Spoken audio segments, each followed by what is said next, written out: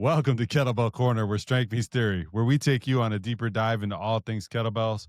I'm Jeremiah Waylon, and he's Roger Parks. And then today, we're going to teach you how to manipulate energy to influence your training goals. Not all energy, not all goals. But what are we talking about, Roger? What's up? How can we influence energy? Well, we got a question, didn't we? We got a question. Yeah, we got a question. And you can send us questions too in the comments or the send a text feature. We'll answer it just like this. This question specifically was on OverSpeed Eccentrics, and with and without a band. I don't know how much we can really go into that, so we figured we'd broaden it and we'll talk about energy in general. Because once you understand the way energy works, some basic guidelines, some rules, the phases of the swing, you can start manipulating these things to implement any goal. If you understand energy, you understand your goals, then you can just plug and play, cut and paste, and you don't need us to tell you what to do. All right. Well, let's answer a couple questions. And I think this is going to give people a good framework to go on and decide if this OverSpeed Eccentric is good for them and how to accomplish it. So, number one, Roger, I want to know, how does emphasizing the eccentric phase of a swing, aka the down portion, influence and benefit our training? What are we doing with that in the first place? So, can you talk a little bit about what it is? I can, but let me make a few terms clear for people. Yeah, this is a specialized technique, and this is coach speak. So I want to make sure that people who aren't familiar with these words really understand it. With exercises, we look at a working portion and a relaxing portion. It's really not a relaxing portion because you're still resisting. Some people think of it as an up and a down. Generally speaking, when you are bringing joints closer to standing, in this case, it is the concentric portion. So when you're bringing them farther apart, it's the eccentric. So let's say you're doing a squat. When you're lowering into the squat, that would be the eccentric portion. That's when you're moving closer to the ground. The concentric portion would be when you're moving away from the ground. So you can also look at it in terms of force production. Concentric is when you're generating force, and eccentric is when you're accepting force.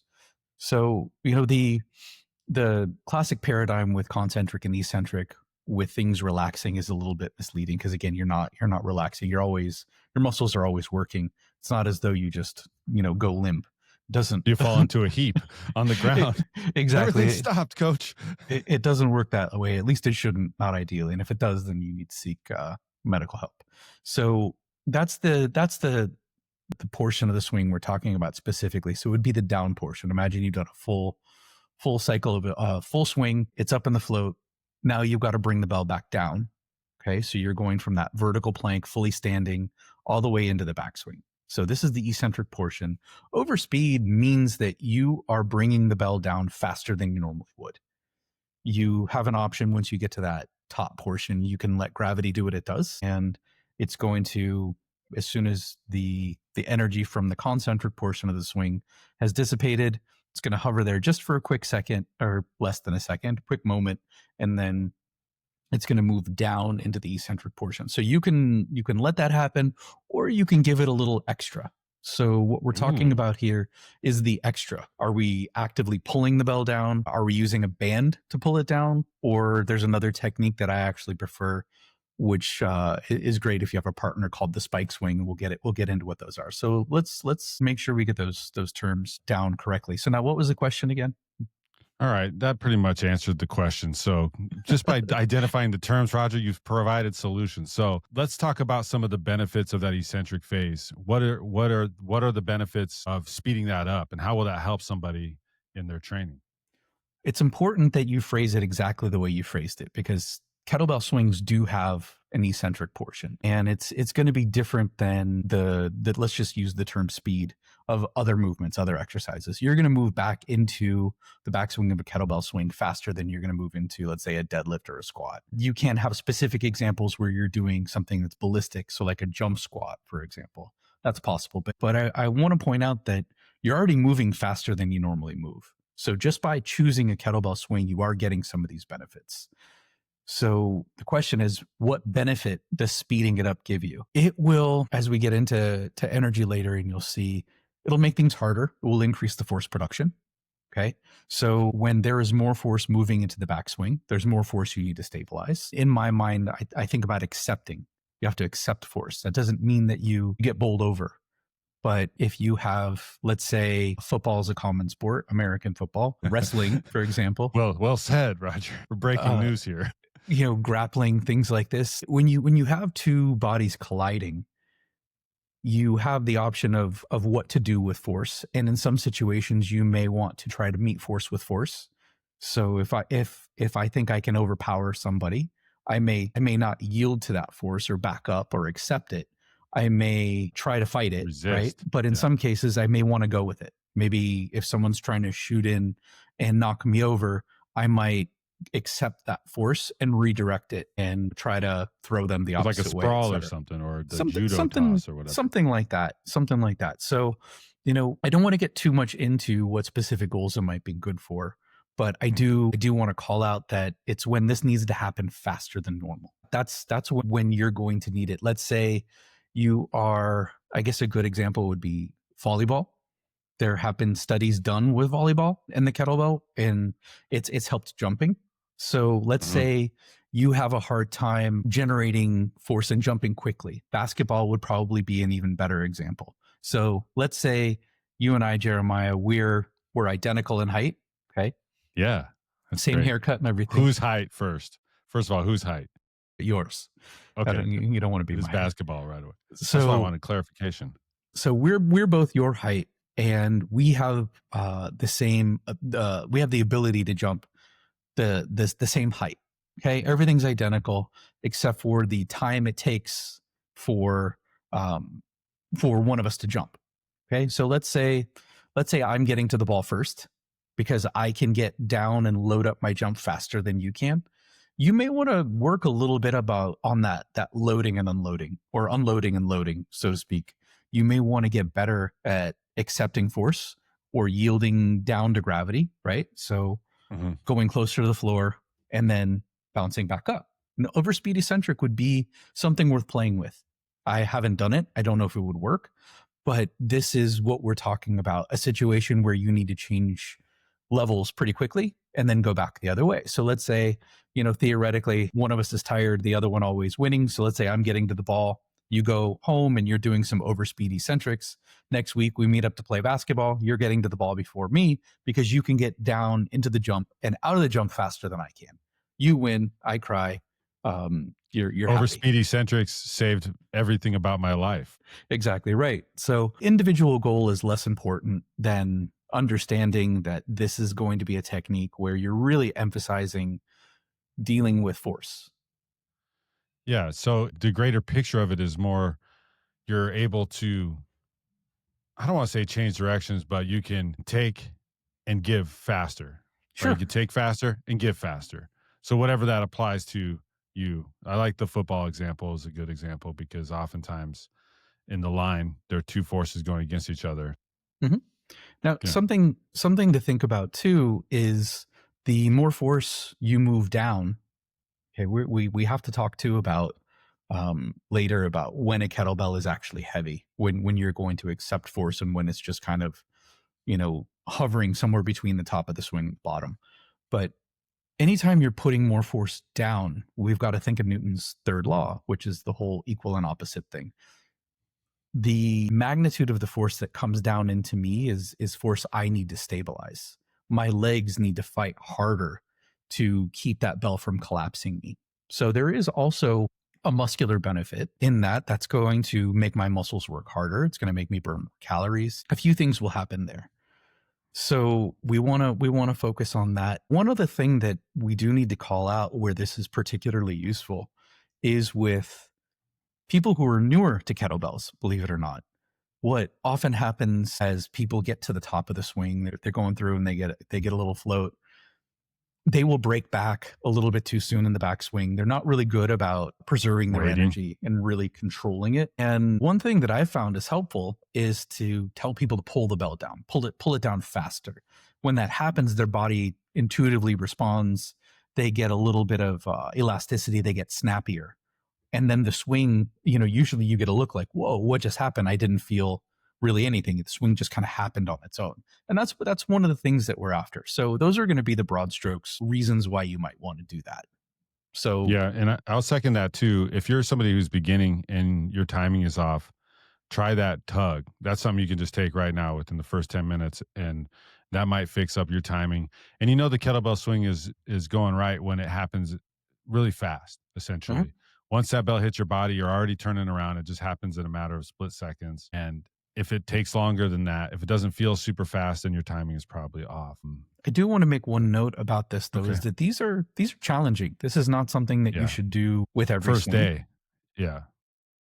You can use it sparingly to learn technique, but yeah, this is something that can be really challenging. It's going to burn a lot of calories. It's going to tax your muscles. It's going to tax your nervous system. So don't come away from this thinking that all of your swings should be this way. In fact, I found the most benefit with being able to modulate my swings, different speeds. You can measure that with a stopwatch. I've used a metronome before, which is kind of fun. Playing with different paces, different heights. Different heights are great to observe how much force you're putting into the bell. So these are all ways that you can play with energy. And this is another one. Just don't do it all the time. Yeah. So let's talk about the energy in the swing since you mentioned, you know, the height of the bell and these sort of things. We have a couple types of energies that you had shared with me. One of them being a chemical slash kinetic energy. And you believe you've paraphrased this as motion. Well, what do we mean by this type of energy? What is this that you're talking about? Well, so just to be clear, kinetic energy and chemical energy are different, but I put them together because motion is going to be caused by you. That Your once body. exactly right. Once the bell is up to the, let's say, the top of the swing and it's about to fall down, then it becomes potential energy. It's a different thing. So let's look at a general swing. Let's look at the cycle. So the bell's on the floor in the hike position. You need to get the bell moving. You need to bring it from the floor in front of you up into the back of the hike position. Overcoming inertia, right? Yeah, yeah, you got that right, buddy. You need So to if you listen to overcome last inertia. episode, you know. So yes, you need to overcome inertia and you need Sorry force. for the derail. You need force to do that. And that force is going to come from the chemical energy that you've consumed in your food. We're not going to get into, bioenergetics and all of that stuff because that's not what we're talking about here. So you need to create some motion and you're going to do that by using your chemical energy. And that's what you're going to get at one point from food. So you're going to bring the bell up into the hike position and you may let it drop a tiny bit. And I'm talking about a split second of a split second to use a little bit of potential energy, but not more than that. Because if you do that, your arms are going to separate from your body and you don't want to do that. So once you get that bell up into the hike position, something interesting is going to happen. And that's going to be, well, you're going to have a compound effect. One is you're going to get what's called elastic potential energy. I've also heard this called strain energy. And when we look at our soft tissues, they're for, it's a poor analogy, but think of rubber bands. There is elasticity there. When you take the extra mass from the bell and you shove it up basically into your groin, the tissues are going to respond. They're going to deform or change length. That's going to happen naturally, automatically. When they deform, they want to fight to get back to their original shape. There's going to be some energy released there. So just think about pulling a rubber band back. Another thing that's going to happen is something called the stretch shortening cycle. Stretch shortening cycle is what happens when we stretch muscles abruptly, which is why if you are working some sort of static stretching program, you want to make sure that you're not bouncing into these stretches because that will tighten things up rather than loosen them up, assuming that's your goal. And you also need to give that time to happen, right? But when you have a quick stretch, what happens is the muscles fire, they contract. So you get that bell in the backswing, you get a little bit of elastic potential energy from your tissues deforming, wanting to get back to their normal length. You're going to get the stretch shortening cycle. This is a fantastic time to drive your legs, which is going to be more chemical energy that's going to create kinetic energy, energy of motion. So what you're really doing is you're stacking energy on energy on energy. So we go through, we drive our feet all the way down into the floor. The arms are still attached to the body. We're standing up. We're in the standing plank. And that's when you're going to see this kinetic energy, right? You've used all the chemical energy. right, to get to standing. And then at which point your arms are going to come loose. That's when you're going to see that energy of motion, the kinetic energy. Now, Which you moves the have bell away from you, right? That's exactly what you're right. talking about. Yeah. So you have used your chemical energy to make that happen, but it doesn't manifest until your body is still. It does a little bit. Obviously, the bell has to move from the backswing to the standing plank, but you can look at a completely separate phase once the bell starts to separate from you. Right. So you've got that kinetic energy that's going to go from the standing plank all the way up into the float.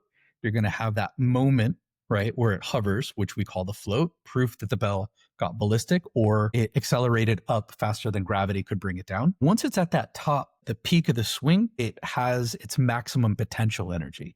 And potential energy is really just the opposite of that kinetic energy. You've done what we call in physics work. It's really just about using force to displace the bell. So we've done work on the bell. Now that kinetic energy has stopped, and now it's going to reverse and become potential energy. The higher you get the bell, the more potential energy your swing is going to have. This is one reason too, you might want to think about getting out of this pattern of only swinging to chest level. If you let that bell go above your neck, even up above your head, not straight overhead, but up to the level of your forehead, arms are straight, you're going to put more, you're putting more energy into the swing. And as that bell drops, it's going to be able to accelerate more. Acceleration means more force. So just by letting the bell swing higher, you're going to modulate this training effect. You are going to increase the amount of force that you're going to experience during the eccentric without even having to pull Yeah, it without down. even having to push or pull or use a band or anything. So let's call that the poor man's way. Just work harder, right? Sure, sure. Work So harder, let that bell go higher, save that chest level for the cert. yep.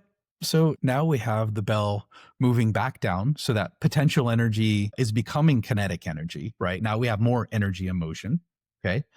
So that's going to happen until the arms reconnect to the body. And this is the phase really that's in question. And we're going to get back to that. But once the arms reconnect to the body, you're pulling the hips back, right? You're actively pulling into the backswing. And that is using more chemical energy to do that. And that is eliciting more elastic potential energy or more strain energy. Plus, you're going to get the stretch shortening cycle again. The cycle is going to repeat. Now, what we're really looking at is the portion between the float and when the bell makes contact with your body again. Now, during that phase, you have the option of using the lats, kind of making like this swimming motion. Imagine that your arms are straight up above your head, and you're going to use your lat muscles, among others, to bring the arms back down into the body. That's shoulder from that position. That would be shoulder extension. Okay, bringing it closer to the midline. That is going to accelerate the bell, make it go faster. More acceleration means more force. More force means you're going to have more More force moving chemical down, reactions. all of that stuff. Okay. More energy, more force. And that's when you're going to get into the potential good things we talked about in the beginning, why you might want to do these to begin with. So Got it. what we're looking at is you want to manage your energy in during the swing. There's a portion we talk about called the turnaround, which is the moment right at the back of the backswing, just before you're about to go into another swing. One thing you'll see commonly is the bell will flip up, or there will be a little bit of a lag. It'll drop too much before you start going. So that's energy being wasted. And you want to think that, energy within the system, theoretically, not actually, but theoretically is going to be conserved, meaning the amount that you put into it is going to stay within that system back and forth and back and forth. So you want to be as careful with that energy as possible. One thing I like to think about is 2 cups, and there's water in it, and you're spilling the water back and forth between the cups. And if you do this the right way, then you're not going to be making a mess on the floor, right? All the energy that you have on the way up is the energy you're going to have on the way down, and vice versa. There's going to be evaporation, just like there is with water passing between cups. So some of the energy is going to get into the world around you. But the better you are at holding your position, about timing the things like the turnaround, about stacking all the energy. Some people, when they get to the back, they want to stand up too soon. They don't let the stretch happen. That messes up the energy. This is an important concept, energy management, and it does take some time and attention to get. But when you learn how to manage that energy more effectively, not only are you going to be able to fight off fatigue better, but you're going to be able to use the swing or whatever ballistic lift you want in order to elicit a specific training effect for a specific. Good, good. Yeah. So just make sure, like I forgot how you phrased it, but it was standing, basically standing in there ready to absorb. You got to stand in there longer for that. So you spend enough time getting the stretch shortened to drive it up there. Now you're standing, it's doing its thing. The potential energy is coming back, being like in that standing plank for longer, essentially, right? That's all you have to do. If you break that too soon, you're going to have a bigger energy leak and water's all over the floor. Sure, it's the standing plank, and it's also in the back. There's something you look at if you look at plyometrics. There's a phase called the amortization phase, and that's when all these energies are kind of at their highest point. If you don't let them get to the highest point, you're never going to get to the highest point. You're going to have less energy. If you wait too long, that energy will dissipate. So you can swing that bell as hard as you want on the way down, but if you wait too long to turn it around and go back the other way, you you've It'll still kind of just done fall to the something. floor, basically, right? You'll Yeah, separate the arms from the body. yes, that I mean, either that or your next swing will be almost all legs, and you're not going to have that extra energy to help you out. So, you want to think about timing is really important when you're doing these things, because if you're creating all of this extra energy, it's got to be for a purpose, and you need to get the timing down right. Unless you are not interested at all in your concentric, your way up, and you just want to do a dead stop swing and then really yank it down and accept that load. If that's all it is, you don't need to necessarily go up. And that would be a really It'd be interesting to inefficient way try. to train. Well, inefficient in that it's going to take a lot of energy. And sometimes we Yeah. want inefficient, right? Yeah. When Efficiency things is get hard, exactly you're right. So a dead stop swing is a very inefficient way to swing. You don't have all of the energy from the top of the swing to help you get your next swing up, which is why I think the estimate was like they require something like 30% more energy. I might be making that up, but they someone tested it allegedly, at least and you as a said it on the internet, so it's true. yeah, well, it's got to be true. Someone tested it at some point, and it's harder. And anecdotally, it's harder. So we're really, like I said, we're thinking about energy management. So just think about that, those cups of water passing by. All right, so that covers the energy part, and essentially these overspeed eccentrics, they're going to teach us how to handle force during that portion of the swing, which is that down phase. Help us get used to turning that around, absorbing it and turning it around to be used over and over again. Sure. And some of these, just look at force and energy as the same. This isn't a physics lesson. These things are not the same. Yeah, The reason excuse me, the reason why I bring up forces is forces are the things that your body has to experience. When your yeah, body experiences force, that force is often experienced, like we would just call it weight, right? Which is yeah. kind of imprecise. What we're really doing is when we're moving things, we're manipulating forces. Our body has to respond to those forces, and that's where we get a training benefit. So And that you sounds like a Rage Against the Machine song. And then these overspeed eccentrics, like you said, they're going to create more elasticity in that backswing portion, potentially making that first initial leg drive easier, the upswing, the up portion, the concentric aspect easier because you have all that assuming extra energy. yes, and assuming you're ready for them. Another thing people don't really think about with things like this, and I think this may have even been a comment on our kettlebell clickbait episode. Hmm. And sometimes people will throw that out as like, oh, this is what you need. You got to be ready for that. If your tissues don't elongate, right, and you still need to get into the backswing and you need to do it faster, something else has to change. That's where we get our common, fitness term, compensation. That's not what you want. You don't want to train yourself into a problem. So if you are going to be doing these overspeed eccentrics, make sure that you have full range of motion. Make sure that you can get into a normal swing well, and you've done a bunch of those normal swings, so you don't run Yeah, into any trouble. these are hardcore, everybody. I don't know if we got to paint this picture any different for you.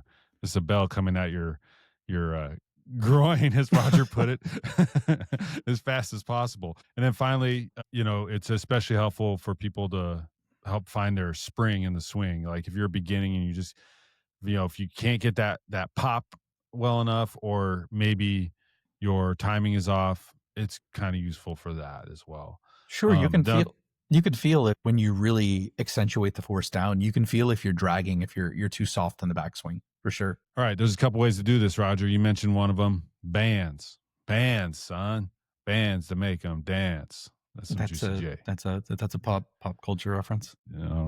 It's some culture reference. I don't know if it made pop. So bands, what are we using? What is this about? Like a big band, light band? Tell the people. Well, usually when it's on the internet, you get something that could move a tractor. You Okay. get a band Your that's IT as thick band? as possible, and you loop it through a 400-pound kettlebell, and you use your Go to spine to town. swing it into place. Yeah, I The, love the that. idea the idea behind this, I mean, when you look at, bands are useful in fitness. The way they're usually used with lifting is, let's say a bench press is a common application, right? You have your bands on the bench. One of the things they're good at is when you look at the range of motion of a bench press, it gets easier during lockout, right? As your arms are getting closer to straight, your muscles become, the whole lever system becomes more advantaged. Your muscles are in a better place, and that last little bit of lockout is almost non-existent for most people. So you can use a band to make the rather than the force falling off right at the top of the bench press, you can make more force last longer throughout the lift. So we talked about in the last episode this idea of raising the center of mass. It's a similar thing. You're making more of the lift harder. That's the way people usually use bands. And I don't know if people are trying to do this with kettlebells or not, but it's important to realize that when you stretch out a band, let's say you're standing on it, right? When you're just holding it into place at its length, there's no elasticity. It's just there. It's It's not tight. hard. It's not going to be tight if you're just standing on it.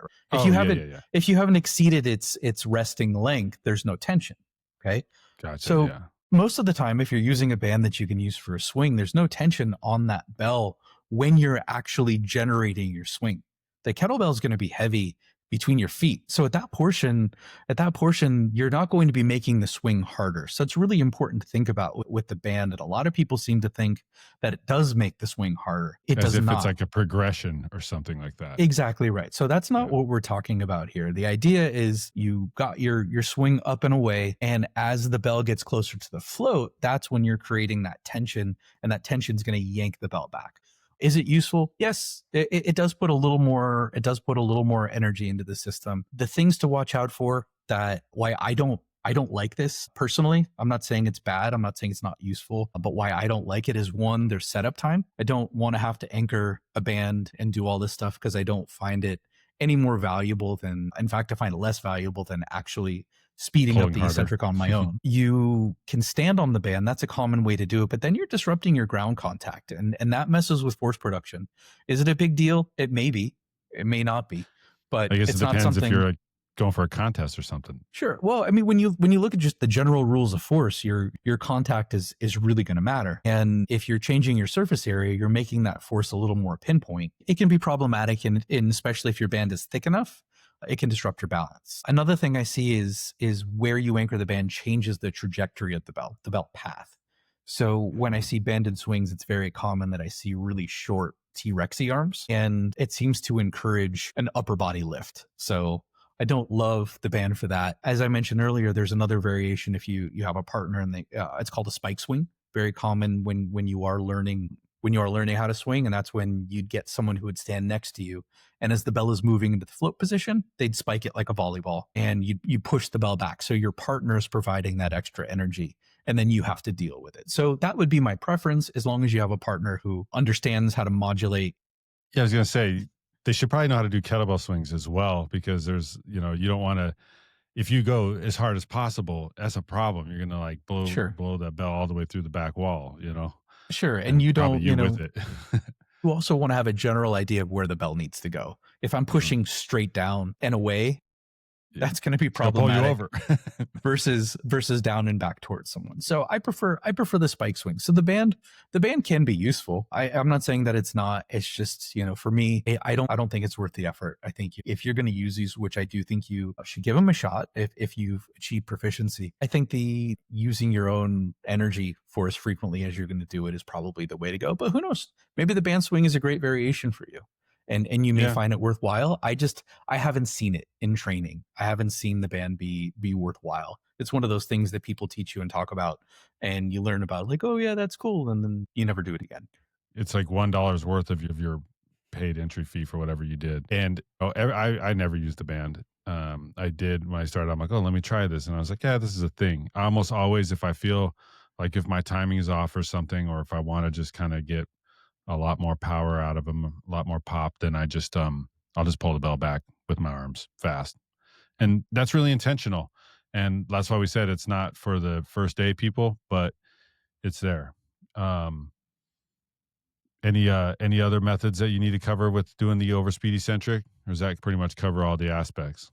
I think so. I mean, when we step back and we look at energy, it's either you can generate the energy or something outside of you can. So, Hmm. outside of you, you have a friend or a band, and if it's you, then you want to think about the lat, ideally the arms pulling back towards your body, but don't let it disrupt your timing or anything like that. But doing these cycles of swings, this is another way to increase your overall ability to generate force quickly. Often the kettlebell swing has a nice rhythm where you have a really strong, fast pop on the way up. And then on the way down, you're resting a little bit. You're letting, you did work on the bell, you're letting potential energy become kinetic energy and move that bell back down into the backswing. You get a little bit of a rest, right? But there's no rest here. You're just yanking it down. You're going through up down, up down, up down, really intense cycles. It's aggressive. It It's is. aggressive. It's aggressive, but it's a very effective training tool. You just need to use it correctly. So Yeah, it might be useful to use like if you're starting out snatching and you're trying to figure out how to generate a lot more force to get that bell overhead. This is a great kind of gateway to start training that aspect of it as well. And sure. is also what you said, that potential energy, you get that bell a little higher, that'll assist in that moment as well. Yeah, energy management is an important thing. So not only should you know what type of energy is happening at what point, but you want to think about what are you doing to manage that energy? What are you doing to conserve it? I don't remember where I heard this, and I think I've heard a version of it a couple times, but energy as it flows through your body, it flows through your bones. It's kind of like water flowing through riverbanks, right? And if you can contain those riverbanks, if you can contain that water, then great. But what happens if you get this, this roaring river, right? But your banks can't contain it; it spills over. That's when we start to get overuse injuries and things like that.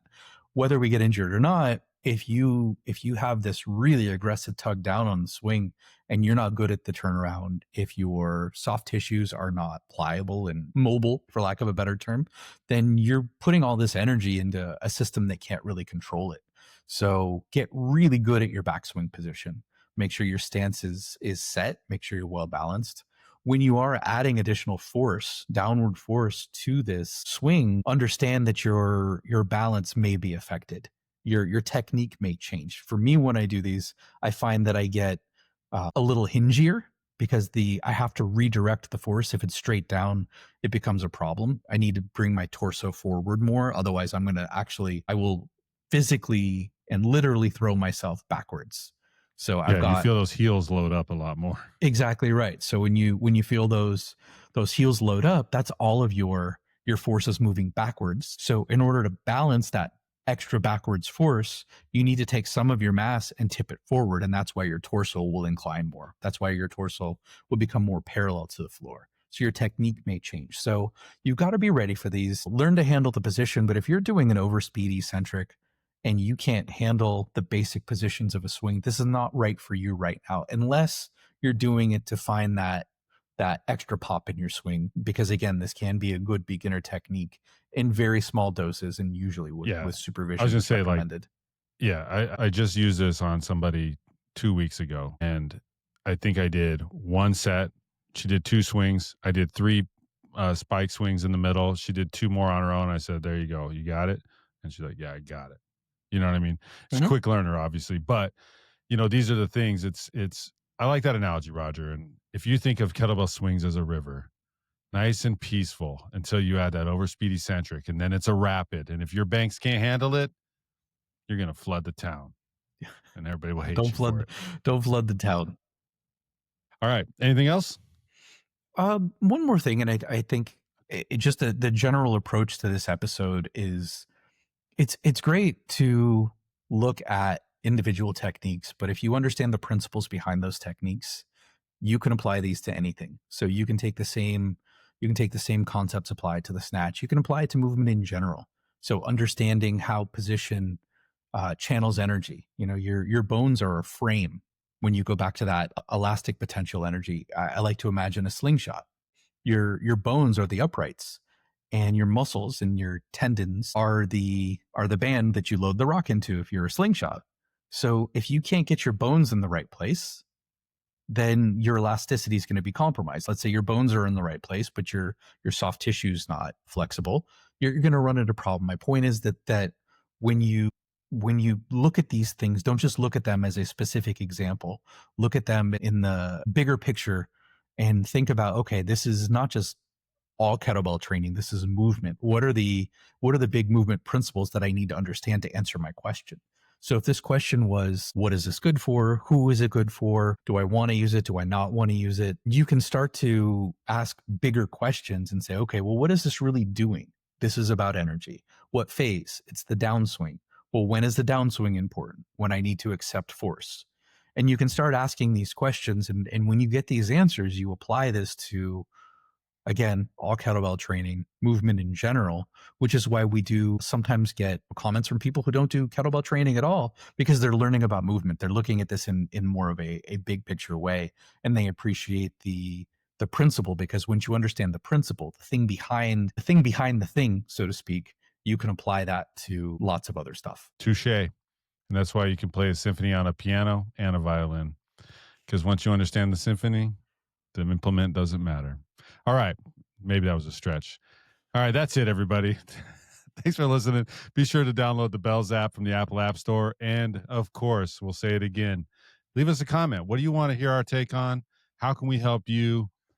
Send it in a text. We definitely want to do this to benefit you and your needs as a kettlebell practitioner. So don't be shy. Only one of us bites, and you have to guess who. All right. Stay strong, everybody. Bye, everybody.